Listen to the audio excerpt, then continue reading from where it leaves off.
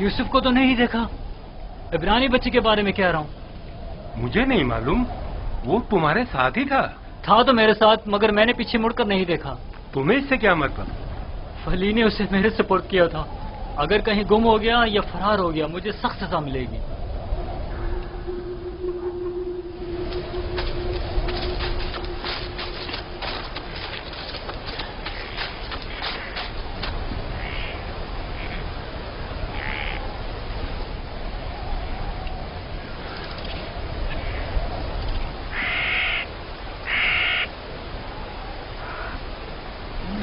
بھاگ رہے تھے، مجھ سے بھاگ رہے تھے. ہاں، مجھ سے چھپ رہے تھے.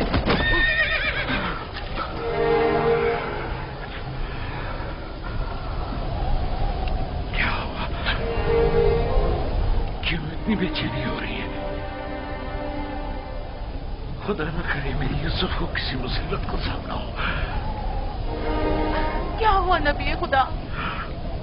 میرا یوسف خیریت سے نہیں ہے لیا، میرا یوسف خیریت سے نہیں ہے.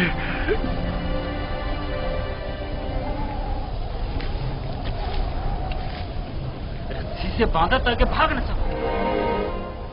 تمہارے مالکوں نے بتایا تھا کہ تم بگوڑے ہو، لیکن میں تمہارے ان بگوڑے پیروں کو توڑ دوں گا. میرے چنگل سے بھاگنا ممکن نہیں.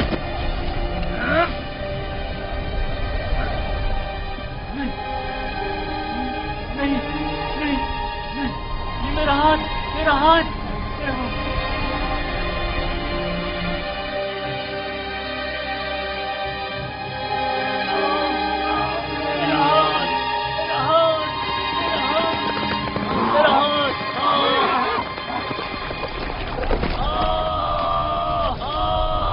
کیا ہوا بندہ خدا؟ صبر کرو، دیکھ نہ لو. پتہ نہیں کیا ہوا، اچانک میرے ہاتھ میں درد اٹھ گیا. بلا وجہ ایسا درد نہیں اٹھا کرتا. یا بھاری وزن اٹھانے سے ہو جاتا ہے، یا کسی چیز سے ٹکرانے سے، یا سانپ کے کاٹے سے. قافلے کے پیچھے پیچھے چل رہا تھا. مڑ کر دیکھا تو وہ عبرانی غلام نہیں تھا. میں سمجھا کہ بھاگ گیا. ڈھونڈا تو پتہ چلا کہ اس قبر کے پیچھے جا بیٹھا ہے. دم بھی کرتے ہوئے اسے مارا تو دیکھا کہ اچانک میرا ہاتھ ناکارہ ہو گیا. اسے مارا تو تمہارا ہاتھ ناکارہ ہو گیا. اس بیچارے میں تمہارا تماچا سہنے کی سکت ہے. یہ بھی نہیں سوچا کہ اس کا خدا تمہیں اس کی سزا دے گا. بندہ خدا، ہم اسے بیچنے کے لیے لے جا رہے ہیں. اگر اس میں کوئی نقص پیدا ہو گیا تو ہمارے کس کام کا؟ کیوں بھاگے تھے؟ بھاگا نہیں تھا، یہ میری ماں کی خبر ہے. سوچا آخری بار بھی نہ کر.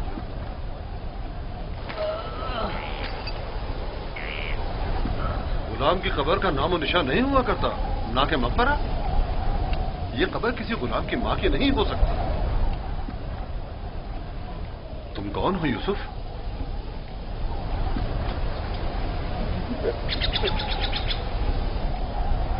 اس کا تھپڑ زور سے لگ رہا ہے نا.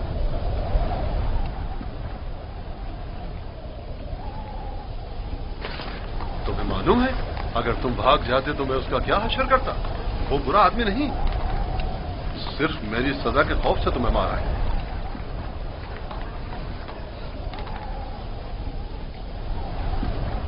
کیا اب بھی تمہارے دل میں اس کی طرف سے کینہ ہے؟ مجھے کینہ توزی کی تربیت نہیں دی گئی. آفرین ہے تم پر. اگر اسے معاف کر دو تو میں بھی تمہاری یہ ساری رسیاں کھول دوں گا. پھر تو مجھے نہیں ماریں گے.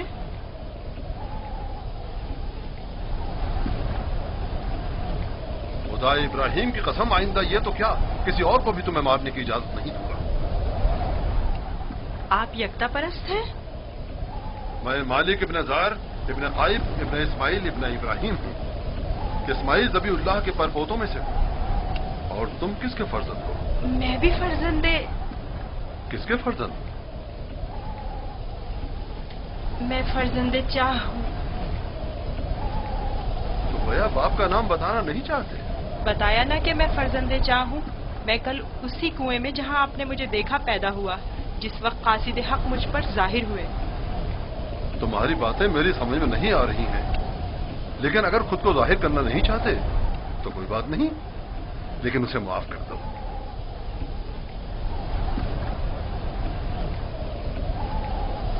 ٹھیک ہے، میں نے بھی اسے معاف کر دیا۔ شاباش بیٹا، اپنی ماں کی قبر سے ودا کر لو۔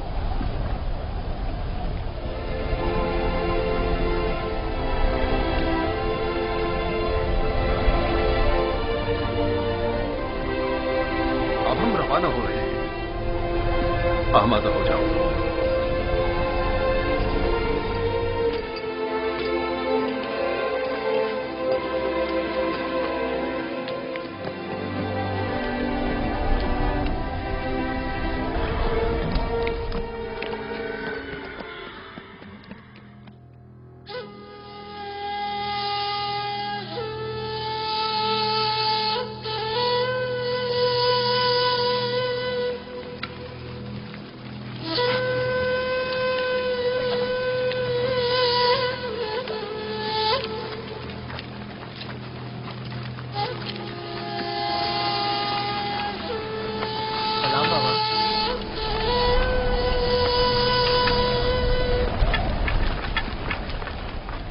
بتاؤ، کیا تمہیں یوسف ملا؟ نہیں ملا بابا۔ یہ آپ لوگ زخمی کیسے ہو گئے؟ اب بنی اسرائیل میں نہ خیر و برکت نظر آئے گی اور نہ ہی مہر و محبت کے آثار۔ ابھی زیادہ عرصہ نہیں گزرا کہ یوسف کی جان کے درپے ہونے والے بھیڑیے ایک دوسرے کی جان کے درپے ہو گئے ہیں۔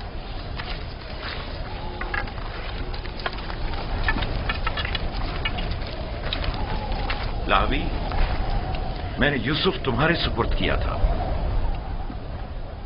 اگر تم نہ ہوتے تو اسے ہرگز صحرا نہیں بیچتا۔ بتاؤ، تم نے اس کی حفاظت کیوں نہیں کی؟ یوسف کے ساتھ کیا سلوک کیا ہے؟ آخر کیا کیا ہے یوسف کے ساتھ؟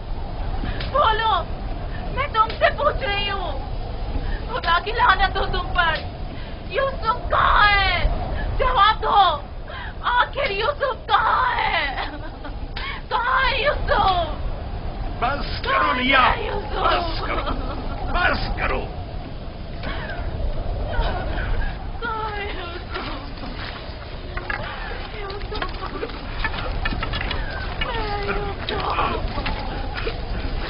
چند باتیں غور طلب ہیں جو میں نے محسوس کی ہیں، پتہ نہیں آپ لوگوں نے محسوس کی ہیں یا نہیں۔ اگر طوفان میں راستہ گم نہ کر بیٹھتے تو ہم یقیناً اس سمت میں نہیں آتے، اور اگر ہمارے جانور عین کنویں پر پہنچ کر رک نہ جاتے تو ہم بھی وہاں توقف نہیں کرتے۔ اگر پیاس کی شدت نہ ہوتی تو پانی نہیں نکالتے۔ ان تمام واقعات کا رونما ہونا یقیناً لطف خداوندی ہی تو ہے کہ یہ غلام ہمارے نصیب میں آیا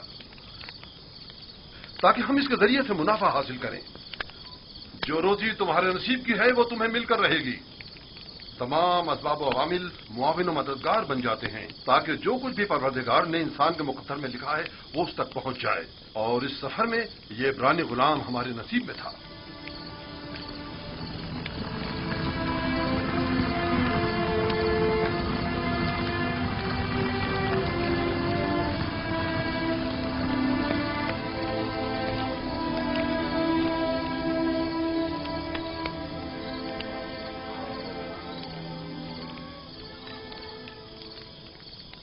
مجھے نجات دے، اشتہار حضور، مجھے نجات دے، مجھے نجات دے، یہ درد مجھے مار ڈالے گا، مجھے نجات دے، میرا درد سے مرنا چاہ، مجھے اس درد سے نجات دے۔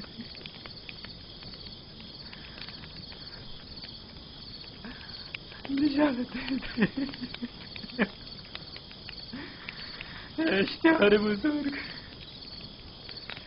اشتہار بزرگ، مجھے نجات دے، اس درد سے مجھے نجات دے، اشتہار بزرگ، مجھے نجات دے۔ یہ درد مجھے مار ڈال رہا ہے. میرا ہاتھ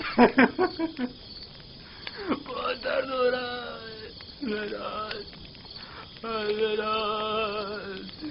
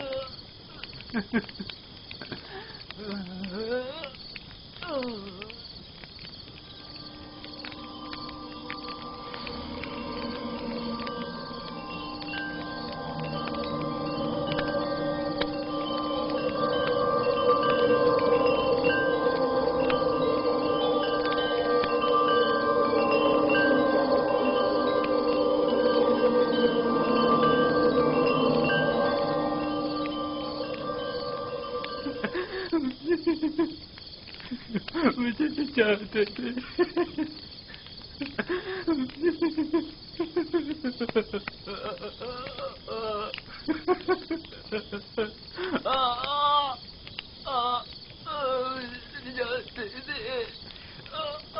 بہت درد ہو رہا.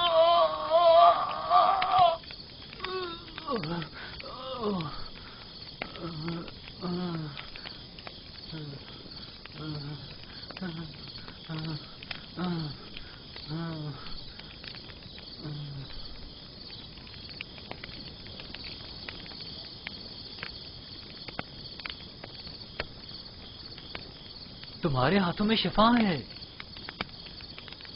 میں نے کچھ نہیں کیا. سبھی یہ کام کر سکتے ہیں. تھوڑا سا دبانے اور سہلانے سے درد ختم ہو جاتا ہے. لیکن پہلے مالک نے بھی بہت کوشش کی اور سہلایا بھی بہت، لیکن کوئی افاقہ نہیں ہوا.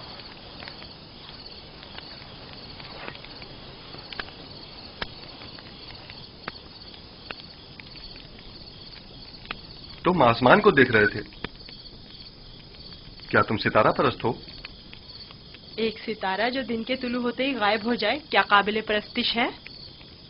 اس حساب سے تو چاند سورج کو بھی نہیں پوچھتے ہو، کیونکہ چاند دن میں اور سورج رات میں غائب ہو جاتا ہے. میرا خدا تو ان سب کا خالق ہے. خدا ازلی و ابدی، یکتا و بیہمتا. گویا تم نے اتنی چھوٹی سی عمر میں میرے اور کتمیر کے خداؤں سے بہتر خدا کا انتخاب کر لیا ہے. خدا بھی ایسا جو تمہیں پسند بھی کرتا ہے اور تمہاری دعا قبول بھی کرتا ہے. یہ بھی کوئی خدا ہوا؟ کتنا تڑپا، رویا، گڑ گڑایا، لیکن کچھ نہیں کیا. میں تمہارا شکر گزار ہوں، شکر گزار ہوں.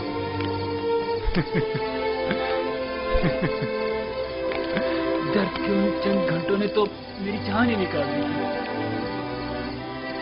میں تم سے اس تھپڑ کے بابت معافی چاہتا ہوں. مجھے معاف کر دو یوسف، مجھے معاف کر دو. اچھا تماچا تھا. اگر وہ تماچا تمہاری ہدایت کا وسیلہ بنے تو میں اس پر راضی ہوں. میں اسی خطے کا رہائشی ہوں اور راستوں سے بخوبی واقف ہوں. میں نے ہمیشہ قافلوں کی رہنمائی کی ہے، لیکن اس مرتبہ گویا تم ہمارے رہنما بنے ہو. ہدایت اس کے ہاتھ میں ہے. وہ جسے چاہتا ہے ہدایت دیتا ہے اور جسے چاہتا ہے اسے تاریکی و گمراہی میں چھوڑ دیتا ہے.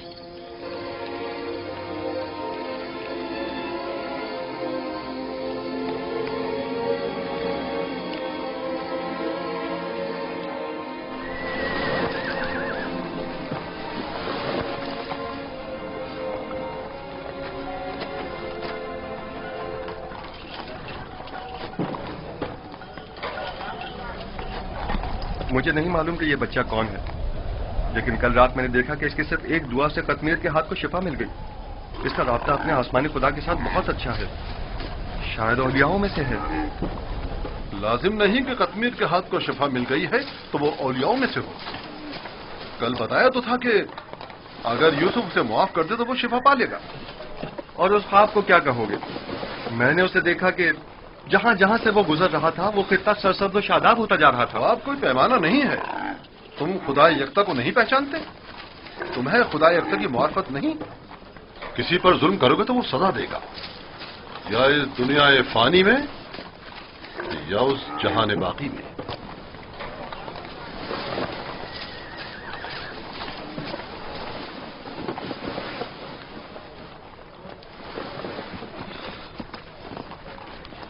یہ خطہ بہت سرسبز و شاداب تھا۔ اس سال بارش کی کمی کی وجہ سے یہاں کی فصلوں کو نقصان کا خدشہ ہے۔ میں بھی یہیں کا رہنے والا ہوں۔ اگر بارش نہیں ہوئی تو قحط سب کو اپنی لپیٹ میں لے لے گا۔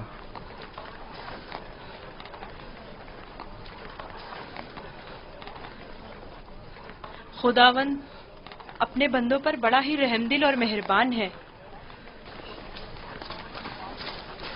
جناب مالک، کارواں کی ایک بزرگ کی حالت ٹھیک نہیں ہے، میرے ساتھ چلیے۔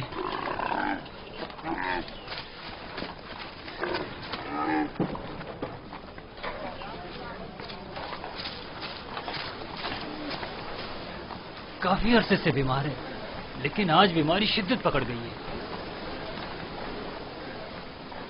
اس کی طبیعت ٹھیک نہیں۔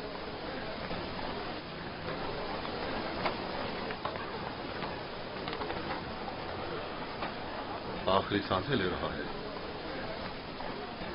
بچنے کی اب کوئی امید نہیں۔ تو اب کیا کرنا ہے؟ اس کو اس کے حال پر تو نہیں چھوڑا جا سکتا۔ اس کے لیے گھسٹنے والا تخت تیار کر کے تخت کو جانور کے ساتھ باندھ دو تاکہ کارواں کے پیچھے پیچھے ذرا فاصلے سے چلتا رہے۔ آپ ٹھیک ہو جائیں گے۔ موت اور زندگی خدا کے ہاتھ میں ہے۔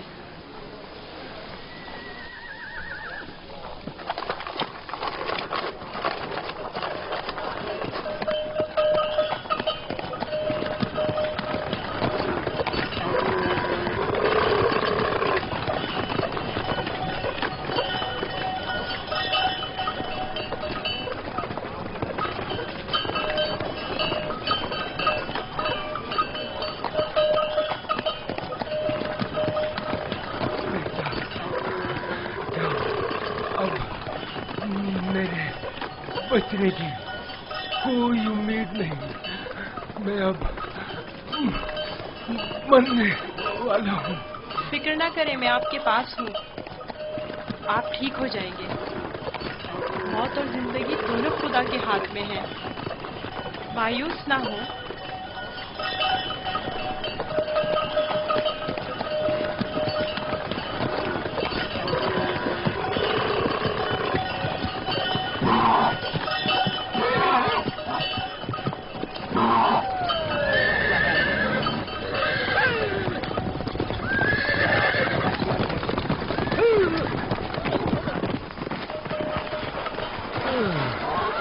تم اس بیمار کے ہمراہ کیوں چل رہے ہو؟ بہت کام مگر سنتا ہی نہیں۔ میں انہیں یوں تنہا نہیں چھوڑ سکتا، مجھے ان کے ساتھ رہنے دیجیے۔ اس کی بیماری شدید ہے، تم اس کے لیے کچھ نہیں کر سکتے۔ خدا مدد کرنے والوں کو پسند کرتا ہے، آپ میری فکر مت کریں۔ اس کا خیال رکھنا۔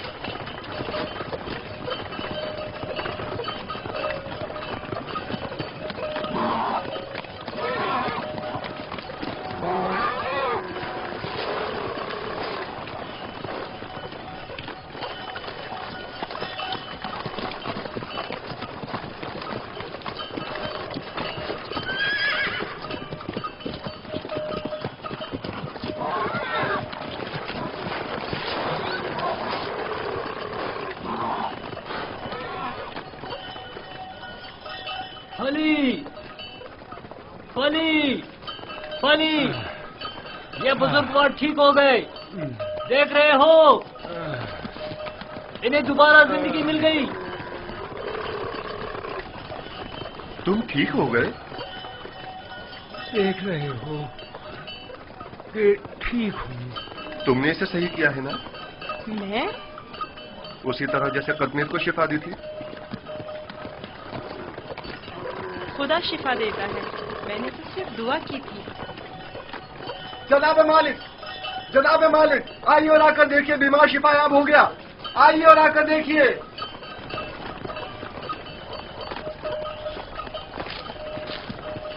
تم بیمار کے ساتھ رہنے پر اس قدر بضد کیوں تھے؟ میں بھی آپ کی طرح رہنما ہوں جو کارواں کے تمام افراد کو صحیح و سلامت منزل مقصود پر پہنچائے۔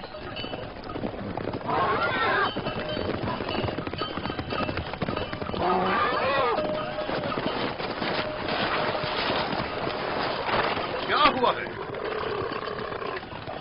تم ٹھیک ہو گئے؟ یوسف نے کہا تخت سے نیچے اتر آئیے اور پیدل چلیے، اور میں نے بھی ویسا ہی کیا۔ اب میں ٹھیک ہوں۔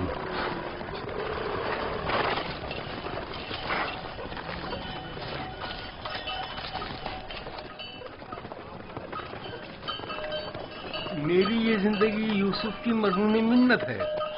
اگر اس نے میرا خیال نہ رکھا ہوتا تو یقیناً میرا کام تو تمام ہو چکا تھا۔ تھوڑا سا خیال رکھنا یہ تو کوئی بھی کر سکتا ہے، میں نے کچھ خاص نہیں کیا۔ یہ شخص موت کی دہلیز پر تھا، اس کے بچنے کی کوئی امید نہ تھی۔ مجھے نہیں پتا تمہارا خدا کیسا خدا ہے، لیکن بس اتنا جانتا ہوں بہت قدرت مند ہے اور تمہیں بھی بہت پسند کرتا ہے۔ چلے روانہ ہو۔ میں نے دیکھا کہ تم میرے حق میں دعا کر رہے تھے، بس اسی دعا نے میری حالت بحال کر دی۔ حرکت کریں۔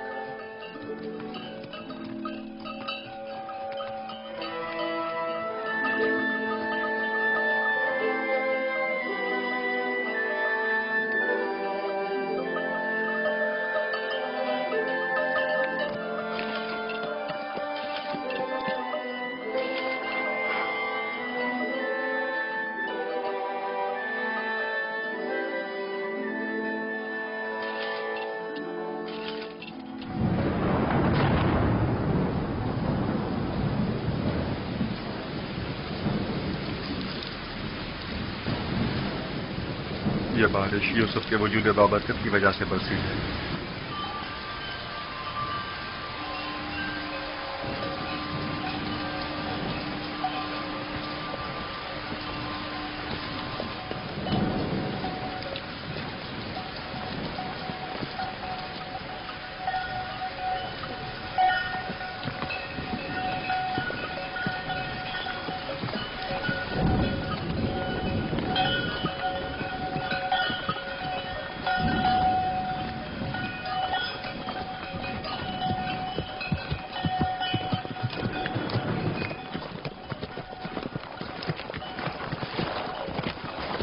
وہ سرزمین مصر ہے، آدھے دن سے زیادہ کا راستہ نہیں، بہت جلد سرحدی پہرے داروں تک پہنچ جائیں گے۔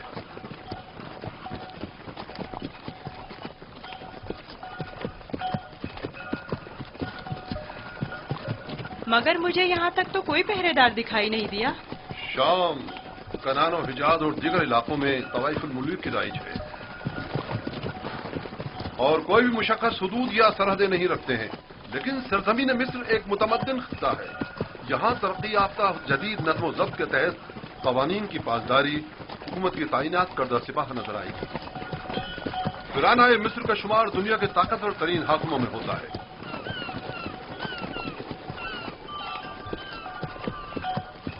خدایا، اس دیار غیر میں میں خود کو تیری پناہ میں دیتا ہوں اور تجھ ہی سے مدد طلب کرتا ہوں۔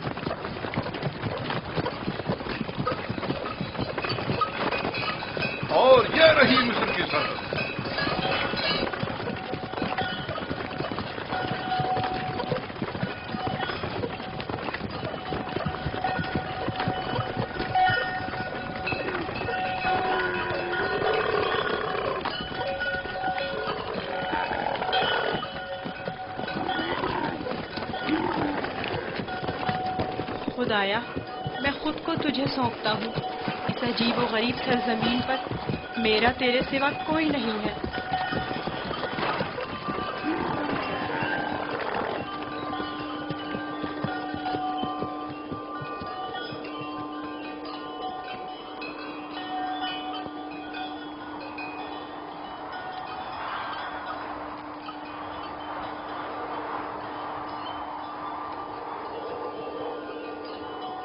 रुक जाएं!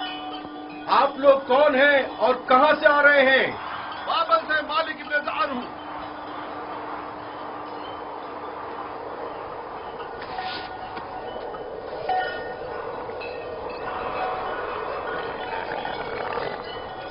ठीक है, जा सकते हैं। चलो।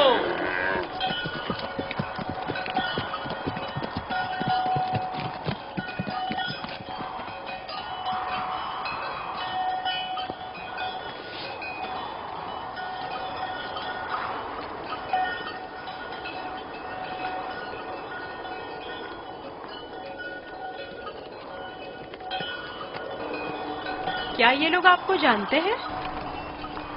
हाँ, बिल्कुल जानते हैं। हमने सालों तिजारत की गर्ज से मिस्र का सफर किया है। मिस्र काफी कदीम और मुतमद्दन सरजमीन है। शाम और कनान में बहुत ज्यादा फर्क है। अजीब से कपड़े पहने हुए थे। हाँ, ये सरबंद पहनकर उनके चेहरे उदार सांप की तरह नजर आते हैं। ये खित्ता सरजमीन सांप के नाम से मारूफ है। पहले मिस्र मोतक़िद है कि एक बहुत बड़ा अजदहा सरजमीन मिस्र का मुहाफिज है।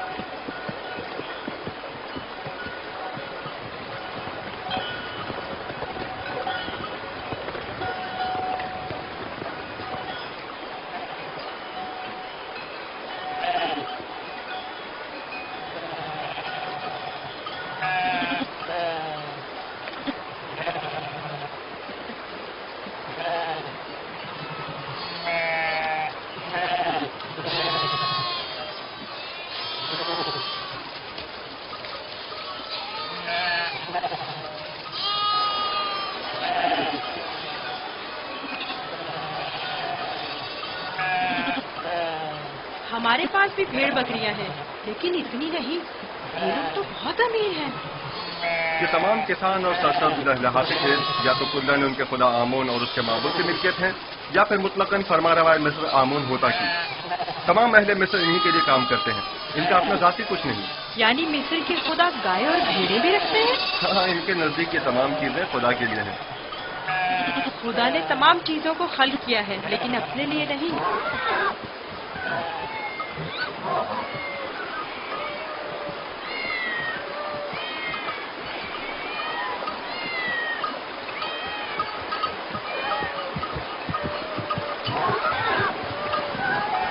ये इतनी सारी बिल्लियां यहाँ क्या कर रही हैं? इस शहर के लोगों का खुदा बिल्ली है। ये शहर का माबूद है, मरकजी शहर का माबूद। यहाँ के लोग बिल्ली को बहुत पसंद करते हैं।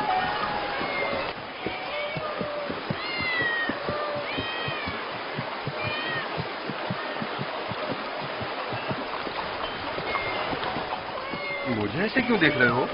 मैं तो बिल्ली परस्त नहीं हूँ। अब सबके खुदा तो तुम्हारे खुदा की तरह बेअहद और बेनजीर नहीं होते हैं ना?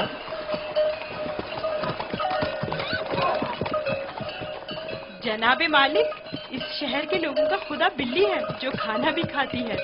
زیادہ تعجب کرنے کی ضرورت نہیں. اس سرزمین کے خداوند تو مرتبے، بھیڑ، بکریاں، حتیٰ کہ زن و فرزند بھی رکھتے ہیں.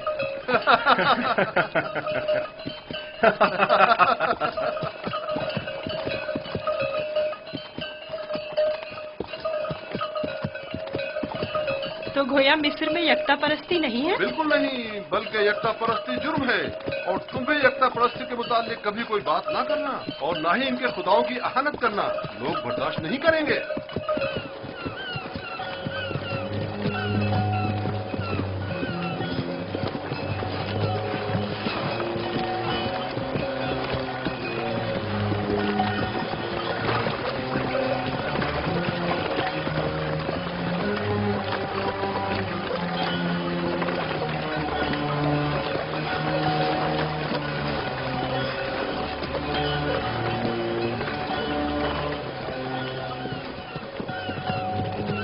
بڑا دریا ہے، یہی نیل ہے؟ یہ تو نیل کا بچہ ہے، یعنی نیل کی ایک شاخ. نیل اس سے کہیں بڑی خوشبو اور مقدس ہے.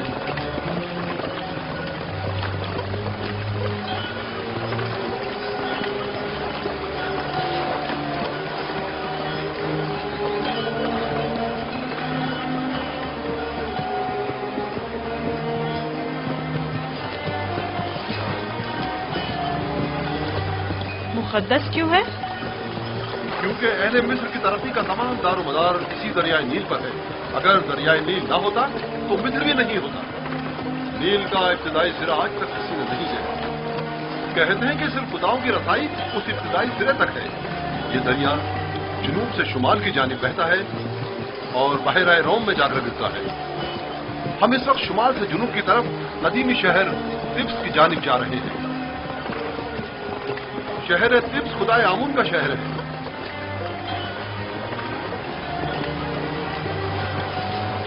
نیل کے اس طرف دنیا غرب ہے، مردوں کی دنیا.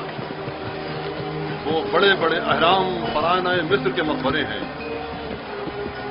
اس جگہ کو منفس کہتے ہیں، جہاں سے دریائے نیل مختلف شاخوں میں منقسم ہو جاتا ہے.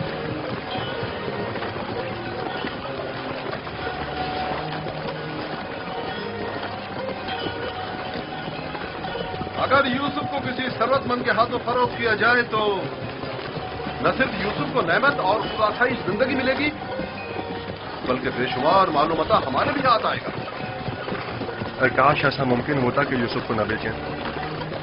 نہ بیچیں تو کیا کریں؟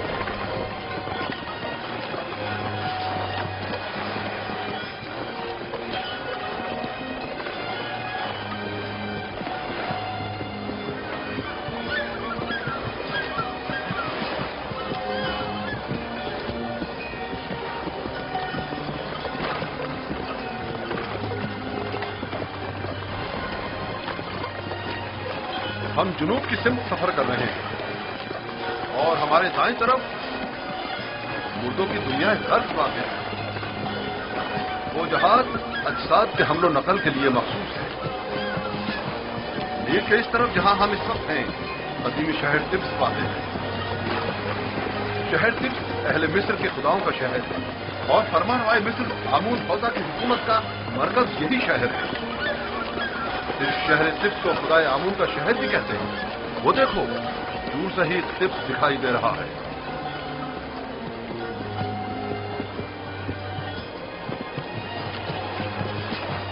یہ رہا طبس شہر، 100 دروازوں والا شہر. 100 دروازے؟ 10 دروازوں سے زیادہ نہیں ہیں، لیکن جو مسافر طبس شہر کو دیکھتے ہیں وہ اپنے شہر واپس جا کر اسے 100 دروازوں والے شہر کے نام سے یاد کرتے ہیں.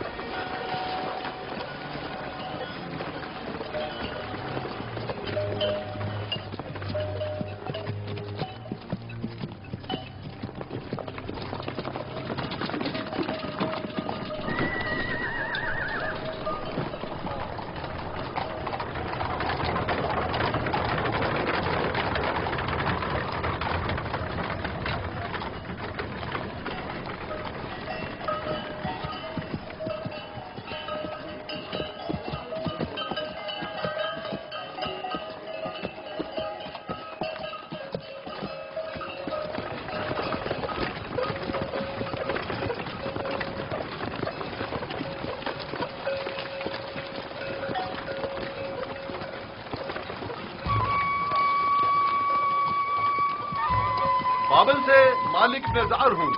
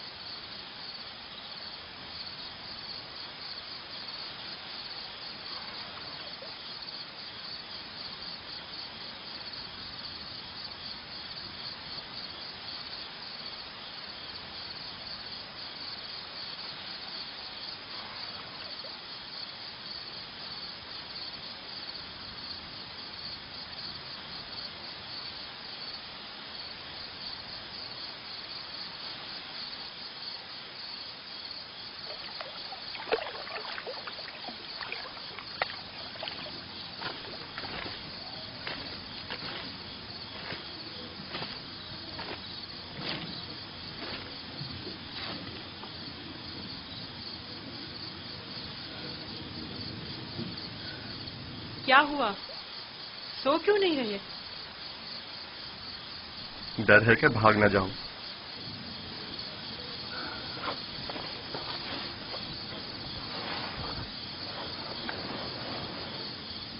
تم کون ہو؟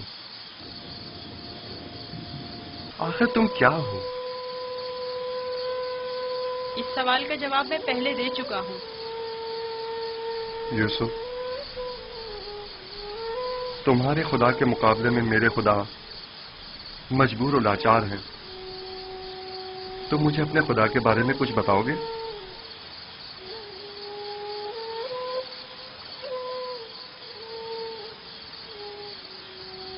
तुम्हारा खुदा हाजिर और नाजिर है, हर जगह उसकी रसाई मुमकिन है।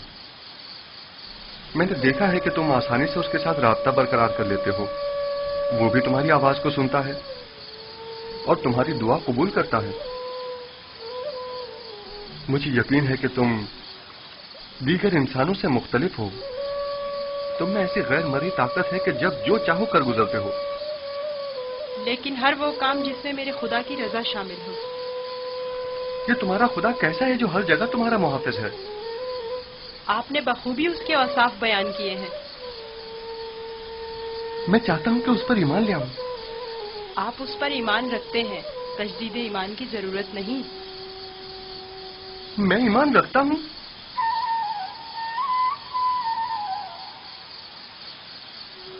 आपने मेरे खुदा को हाजिर और नाजिर जाना, उसे हर काम पर कादिर समझा। वो खुदा आपके ख्याल में हर पुकार और दुआ का सुनने वाला है। आपने अपने खुदाओं को ज़ईफ व नातवा कहा। यही ऐन ईमान है। यानी तो क्या मैं इस वक्त तुम्हारी तरह यकता परस्त हूँ? आप तो उसी वक्त यकता परस्त हो गए जब कतमीर के हाथ को शिफा मिली। मैं आपके किए गए सवालों से ही समझ गया था। आखिर तुम कौन हो? क्यों नहीं बताते? बज़ाहिर एक गुलाम, लेकिन दरपर्दा जैसे तुम हमारे आका व मालिक हो। तुम्हें खुदा यकता का वास्ता बताओ। कसम ना दे कि मुझे बताने की इजाजत नहीं है। सिर्फ इतना बता दूं कि ये तमाम वाकयात खुदा के इरादे से वक़्फ़ पज़ीर हुए हैं और वो यूसुफ को भी एक बड़े मुक़द्दस हदफ के तहत यहाँ मिस्र लाया है। कौन सा हदफ? कम से कम यही बता दो। नहीं जानता, आइंदा मालूम हो जाएगा। मैं मालिक को तुम्हें फरोख्त नहीं करने दूंगा। मैं उसे रोकूंगा। वो तमाम चीजों से बाखबर है। अगर वो मुझे गुलाम देखना पसंद करता है तो मैं भी राजी हूँ।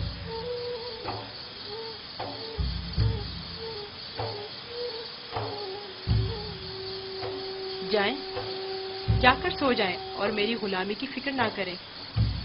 अब भी अपने बाप का नाम बताना नहीं चाहोगे? बताया तो, मैं फर्जंदे चाह हूँ। वही कुआं जिससे तुम्हें बाहर निकाला था। ठीक है, मत बताओ। कभी न कभी तो पता चल ही जाएगा।